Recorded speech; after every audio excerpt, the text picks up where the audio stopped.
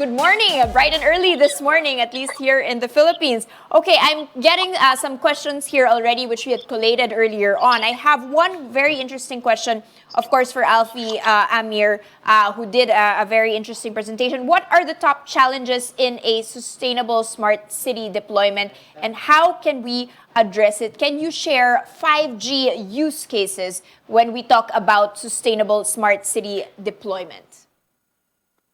Thank you for the questions. Yeah, that's actually a very good question. There are like three parts of the questions. So let's look at it one by one. Look at the top challenges in sustainable smart city. Based on a study that we did with about 150 decision makers in the region early this year, which we also validated the results from our engagements with the end users and some industry players. There are various key challenges in a sustainable smart city, such as integration, security, infrastructure readiness, and diverse ecosystem. But the top two challenges from our research around this area are integration and security. And if you noticed as well, these are not new challenges. In fact, having tracked the industry for some time, integration and security have been the key challenges in smart city for many years.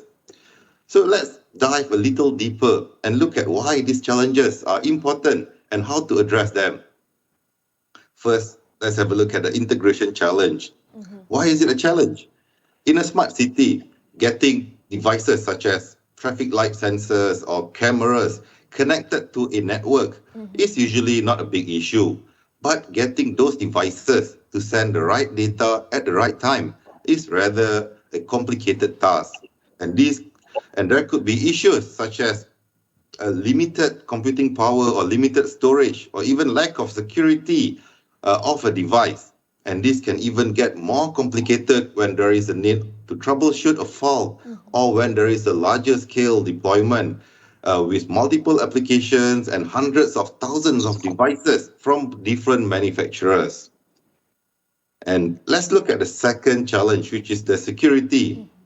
Security concern is not unique to smart city or IoT. We often see security appear as the top challenge in other technologies as well, such as cloud and networking. But in IoT and smart city, there are growing threats on IoT endpoints in the last few years. And if you look at these attacks, like most of these attacks were due to mismanagement and misconfiguration of devices, such as using default credentials. And if you were in the IoT session last Wednesday, there were also several questions on the security. And to close the first part of the questions, let me address the second part of the questions. How can we solve these challenges? So the answer is the partner or the service provider. If you look at the majority of successful smart city or IoT deployments in the past, one common thing we can learn from them is their partner. They work closely with their provider from the pre-development phase all the way to the deployment stage. And they often have end-to-end solutions as well.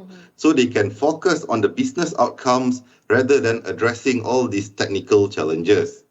So again, a partner or provider can play a crucial role in driving deployment success.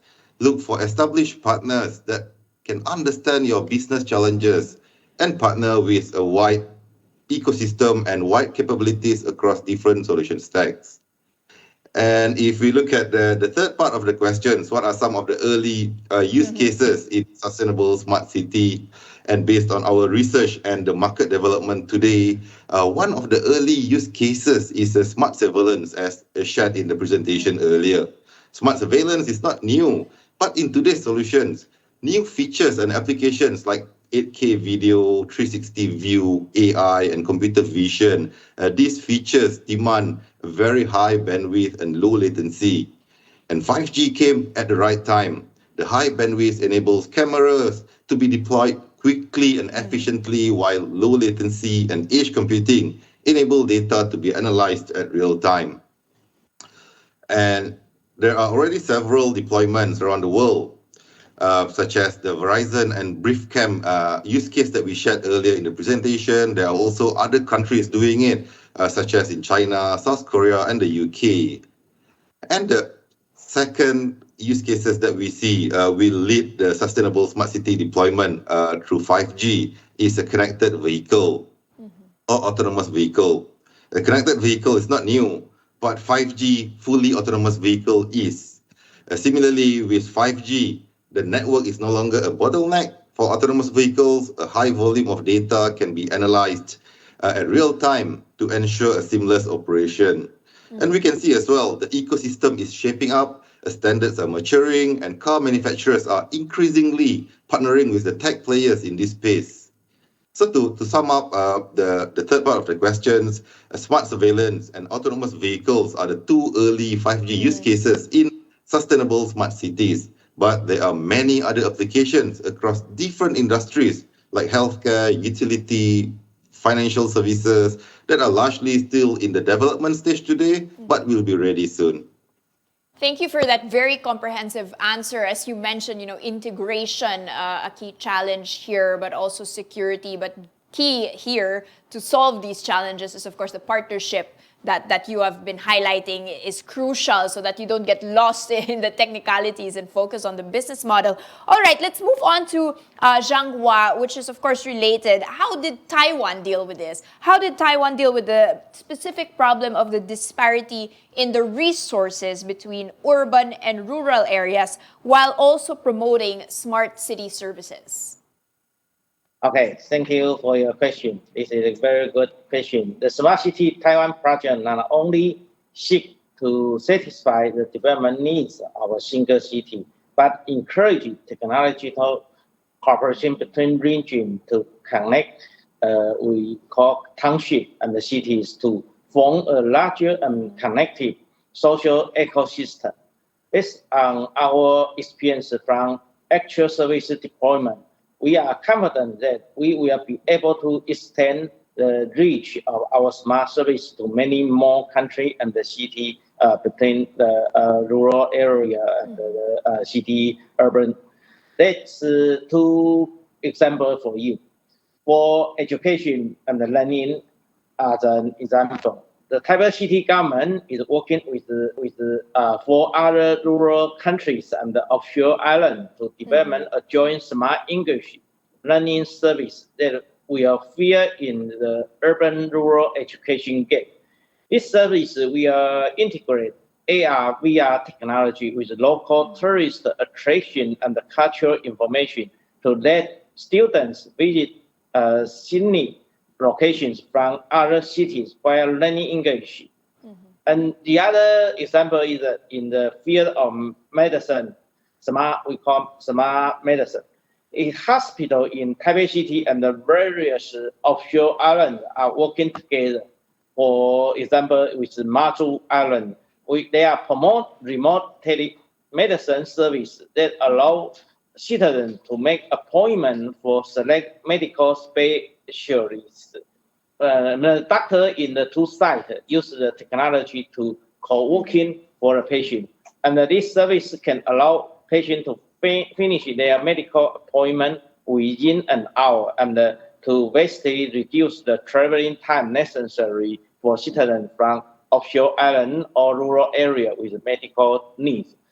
For example, from Matsu to Taiwan Island, maybe some climate that the airplane landing, so it take more time. So it have the urban area and the rural area that have the same medical treatment for the hospital.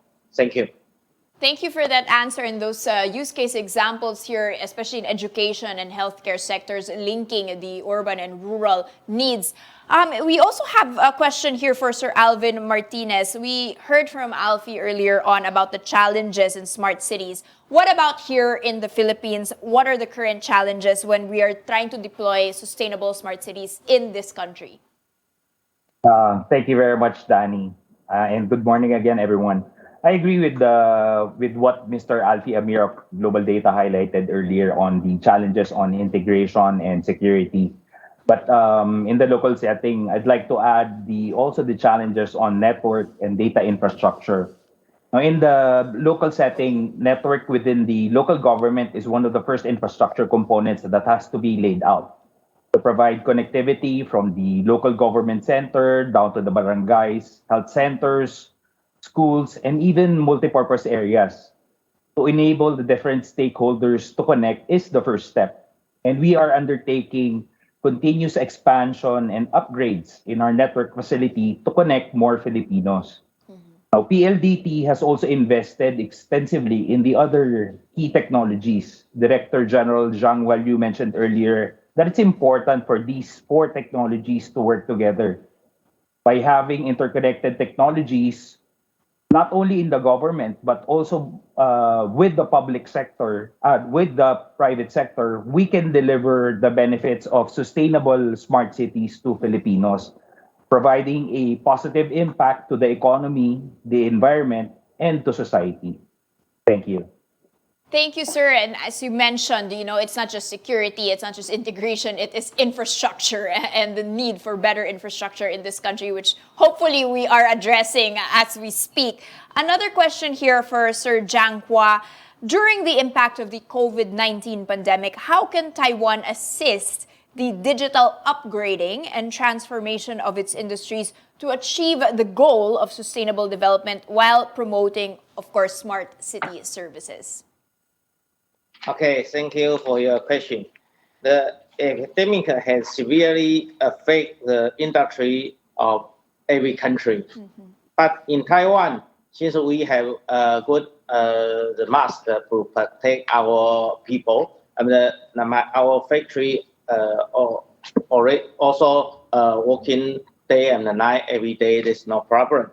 And at this time, some people they need more ICT product. So they work from home. They need new notebook. They need maybe new television to have more Netflix in their home. So the ICT product is better than before for the production. And then during this time period, we use the technology to help them doing more digital transformation for the product. For example, we do the smart machine, SME, we call smart machine box, that to help them. In the past, that they use the pen and the paper to write down what they know how. But now we collect their data from smart machine box, then back to the center to do the data analysis and to do some of the prevention for the failure or some of the production plan that help them doing more efficiency for the industry. And we also application this kind not only for ICT but also for the textile, for the food processing, and some traditional industry here in Taiwan, help them to upgrade and more competitively for the future and for doing the trusted product for their customer. Thank you. Thank you for that. So moving away from the physical forms, the paper forms, and trying to digitize this, especially during this time of COVID, where we need safety but also efficiency in dealing with these smart city services during this pandemic. And finally, just one last question here to close this session for Mr. Alvin.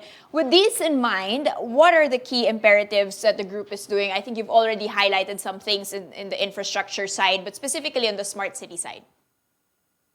Yeah, thanks again, Danny. So I've touched on the investments that PLDT is doing specific to the technologies. But aside from that, we've been in close coordination with the local government units and different national agencies, not only for their connectivity requirements, but also for their digital transformation journey. Now, in this pandemic, PLDT has provided these government units a central communication platform using PLDT's contact center as a service to coordinate efforts in fighting COVID-19. Data infrastructure runs application for contact tracing, vaccine registration, and vaccine administrations were enabled through EPLDT's Vitro data center and cloud solutions. Now, our wireless arm Smart also provided connectivity for work from home government employees, as well as to our public school teachers and students. Our SMS broadcast services provided an interactive platform for faster and wider information dissemination. We've also recently launched the IoT offering that will eventually be the means to collect data for analytics, leading to optimization.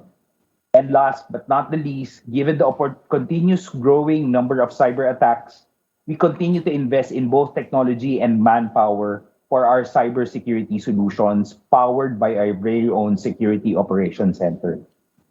This is to ensure that the restrictions brought about the pandemic does not stagnate government services, whether in the areas of public safety, healthcare, and education. Thank you so much for that. Indeed, we would need that, no, in the country, the private sector stepping in, especially when it comes to data for healthcare and all of these things that are so useful in contact tracing and preventing the transmission of this virus. Thank you so much, gentlemen, for all of your insights.